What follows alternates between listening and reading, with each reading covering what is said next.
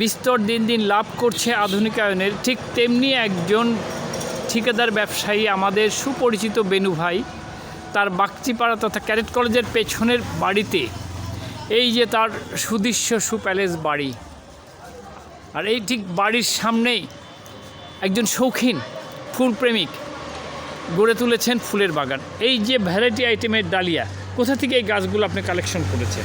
এগুলো আমার কাছে আগের থেকে কালেকশন করা ছিল, সেগুলো থেকে এর আলু রেখে তারপর থেকে কুশি ভেঙে ভেঙে পরে আমি এই গাছগুলো রাখছি এবং আমার কাছে সংরক্ষণে থাকে। কয়েকদিন আগে একটি কথা বলেছিলেন যে আমি ফুল ভালোবাসি, আল্লাহ আমার মৃত্যুর পর যেন ফুলের বাগানে আমাকে দেন। না, এটা ঠিক। আমি ছোটোবেলাতেই ফুলকে ভালোবাসি এবং ফুল হলো আল্লাহরও প্রিয়, আমার নবীরও প্রিয়। ফুল হলো পবিত্রতার প্রতীক এবং নবী সাল্লাল্লাহু আলাইহি সাল্লাম বলেছেন, দুটি ফুলের মধ্যে যদি 2টি টাকার মধ্যে একটি টাকাও যদি থাকে তো খোদার জন্য কেনো, 1টি টাকা কিনো ফুল। তো আমি সেই ফুলকেই ছোটোবেলাতে ভালোবাসি। আল্লাহর কাছে এইটাই দোয়া করি, দুনিয়ায় যেরকম ফুলের মধ্যে আমি আছি এরকম বেস্ট যেন আল্লাহ আমাকে ফুলের বাগানের মধ্যে যেন রাখে, এটা আল্লাহর কাছে কামনা করি।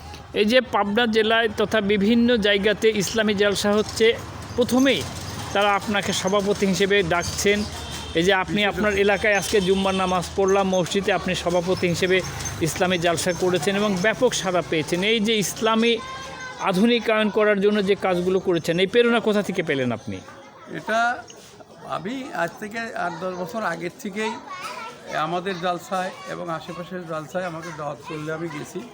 এখন আমাকে এমন একটু প্রচার হয়ে গেছে যে 1-2 মাইলের মধ্যে যতগুলি জালসা সব জায়গায় আমাকে বিশেষ অতিথি হিসাবে সবাই আমন্ত্রণ করে এবং আমি যাই এবং সেখানে আমার সাধ্য মতো আমি মসজিদ মাদ্রাসা গোরস্থানের জন্য দান করে থাকি।